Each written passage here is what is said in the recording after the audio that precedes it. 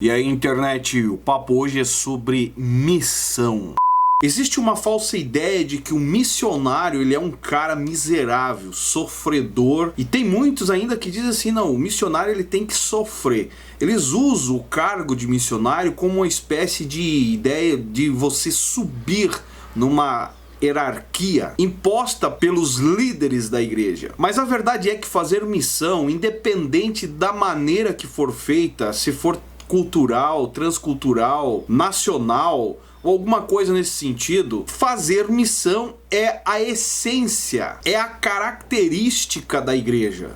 Não tem como fugir disso. Eu particularmente respeito todos os missionários mais do que qualquer um outro líder de qualquer igreja que seja. E a pergunta é, por que depois de tantos anos da igreja existir, em plena era de avanço de tecnologia, de tudo, aonde as coisas ficaram tudo mais fácil, ainda as igrejas insistem em fazer o missionário, a figura do missionário, um pobre miserável. Fazem investimentos grandiosos, fabulosos, faraônicos em reformas de templos, tudo usando meios, dinheiros envolvidos com o caixa principal da igreja. E para isso nunca falta dinheiro e nunca falta entusiasmo para arrecadar. Mas quando se trata de missionário, é um caixa separado, minguado, e que o missionário tem que sobreviver com aquilo. Há uma certa ideia de a miserável quantia que existir no caixa tem que dar para o ano todo, alguma coisa nesse sentido. E outra coisa que me deixa furioso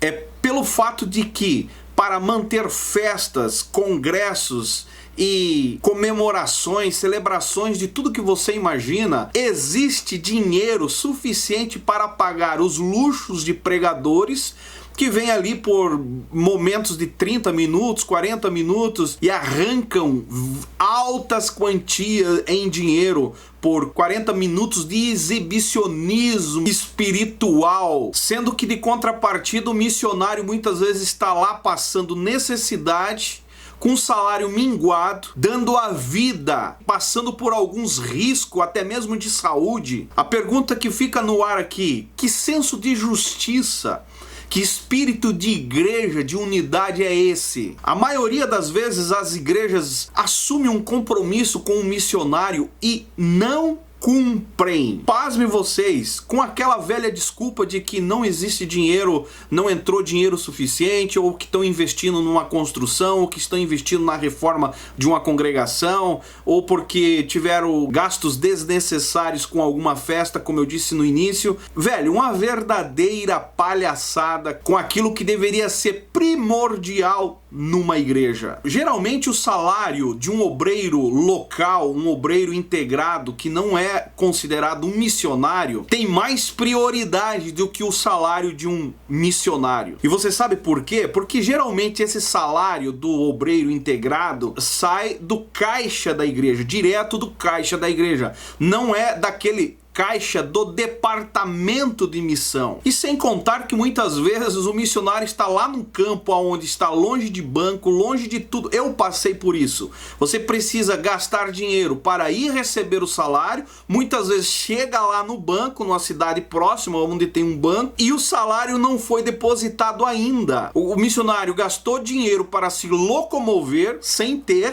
e ainda o salário não foi depositado. E às vezes, quando é depositado, na grande maioria, são depositados a metade com a alegação de que não entrou o suficiente para o departamento de missão naquele mês. Que senso de prioridade da igreja é esse? Que senso de prioridade de líderes que se dizem ganhadores de almas, preocupados com o avanço da igreja é esse? Só que na hora de você engordar o caixa principal da igreja, geralmente é usado fotos do missionário, é usado vídeos do local onde ele está fazendo missão, é usado a figura do missionário para convencer a igreja em arrecadar. Só que na maioria das vezes essas arrecadações não é destinada para o caixa de missão, e sim para o caixa principal da igreja, aonde o pastor, o líder, desfruta de viagens para o exterior, desfrutam de carros de luxo, desfrutam de mansões, aluguéis de casas pastorais, aluguéis de apartamentos, totalmente incompatível com a vida de um líder religioso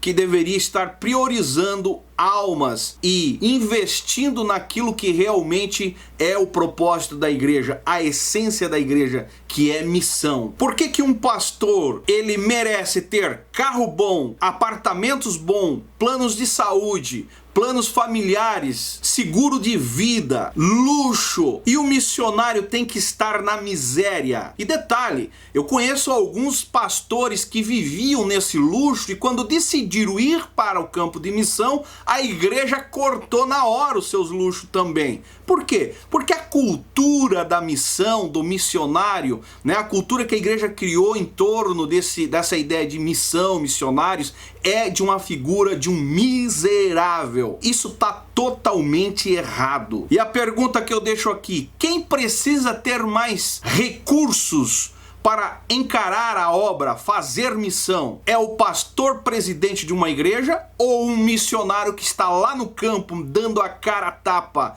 lutando, correndo atrás, sofrendo por amor às almas? Que tipo de missão a sua igreja está fazendo? Que tipo de missão o seu pastor está motivando? Que tipo de missão vive o seu contexto de igreja? Encerro o vídeo dizendo que fazer missão, independente da maneira, seja transcultural, cultural, nacional, internacional, deve sim ser a essência e a prioridade em tudo de uma igreja. As famílias dos missionários, os missionários são sim responsabilidade da igreja. Isso antes de qualquer outra coisa, é prioridade da igreja. Se todos os recursos investidos em luxos e conforto desses pastores, líderes que nós vemos pelo Brasil afora, fosse investido em missão, literalmente, eu tenho certeza que o mundo, a nação brasileira, o mundo, já teria sido impactado pelo amor de Cristo há muito tempo.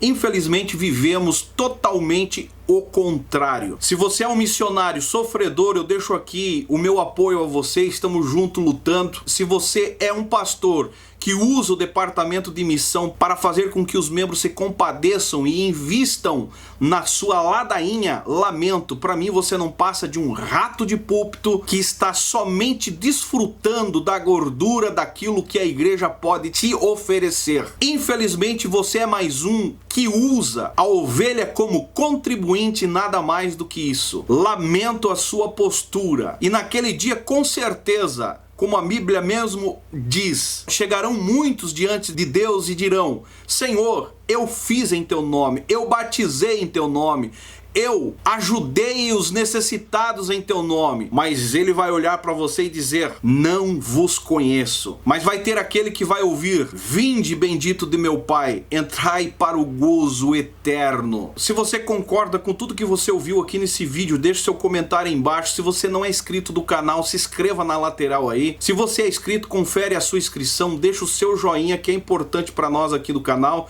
Estamos junto, canal Fala Zóia, por um Brasil e um mundo melhor.